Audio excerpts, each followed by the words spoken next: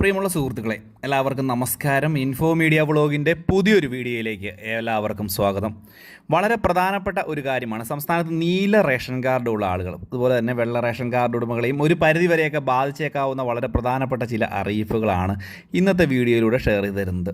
നീല കാർഡ് ഉടമകൾക്ക് ഒരുപക്ഷെ മുട്ടൻ പണി കിട്ടാൻ പോവുകയാണ്.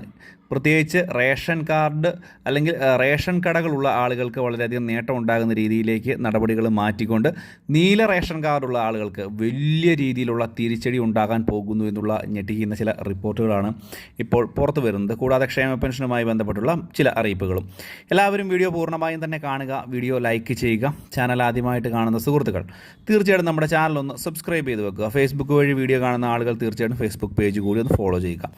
ഏറ്റവും പ്രധാനപ്പെട്ട ഒന്നാമത്തെ കാര്യമെന്ന് പറയുന്നത്, നമുക്കറിയാം റേഷൻ കാർഡ് ഉള്ള ആളുകൾക്ക് റേഷൻ ആനുകൂല്യങ്ങൾ പ്രധാനമായിട്ട് ലഭ്യമാകുന്നത് മഞ്ഞ, പിങ്ക്, നീല റേഷൻ കാർഡ് ഉടമകൾക്കാണ് കൂടുതലായിട്ടുള്ള ആനുകൂല്യങ്ങൾ ലഭിക്കുന്നത്. പ്രത്യേകിച്ച് മഞ്ഞ, പിങ്ക് കാർഡിന് വലിയ രീതിയിലുള്ള ആനുകൂല്യം, അതിൽ നിന്നും കുറച്ച് കുറവായിട്ട് സബ്സിഡി സാധനങ്ങൾ നീല കാർഡിന് ലഭിക്കുന്നു.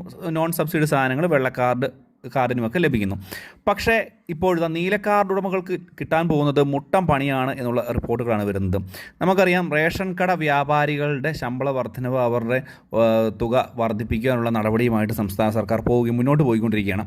18,000 രൂപയിൽ നിന്ന് 22,000 രൂപ വരെ, പരമാവധി 22,500 രൂപ വരെ വർദ്ധിപ്പിക്കാനുള്ള നടപടിയാണ് വരുന്നത്.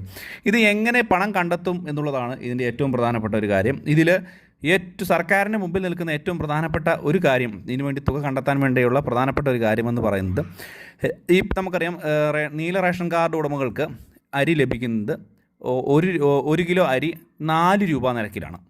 ഈ 4 രൂപ എന്നുള്ളത് 6 രൂപയാക്കി ഉയർത്തുവാൻ സംസ്ഥാന സർക്കാർ ആലോചിക്കുന്നു എന്നുള്ള റിപ്പോർട്ടുകളാണ് ഏറ്റവും പ്രധാനപ്പെട്ടതായിട്ട് പുറത്തു വരുന്നത്. അങ്ങനെ വന്നു കഴിഞ്ഞാൽ വലിയ രീതിയിലുള്ള മാറ്റങ്ങളുണ്ടാകും. ഈ ഒരു നീല കാർഡ് ഉടമകൾക്ക് മുട്ടൻ പണി കിട്ടുമെന്നുള്ള കാര്യത്തിൽ യാതൊരു സംശയം വേണ്ട. വളരെ പ്രധാനപ്പെട്ട ഒരു കാര്യമാണ്. തുക വർദ്ധിപ്പിച്ചുകൊണ്ടുള്ള നടപടിക്രമങ്ങളിലേക്ക് പോവുകയാണ്. ഇതിൻ്റെ പരിശോധനകളും കൂടിയാലോചനകളും ഒക്കെ നടക്കുന്ന സമയം കൂടിയാണ്. ഇതുകൂടാതെ തന്നെ ഇലക്ഷൻ്റെ സമയമായതുകൊണ്ട് തന്നെ ഇതിപ്പോൾ തന്നെ പൂർണ്ണമായും നടപ്പാക്കാനുള്ള സാഹചര്യമില്ല. ഒരുപക്ഷെ ഇലക്ഷനൊക്കെ കഴിഞ്ഞതിന് ശേഷമായിരിക്കും ഇതിൻ്റെ നടപടി പൂർത്തീകരിക്കുക.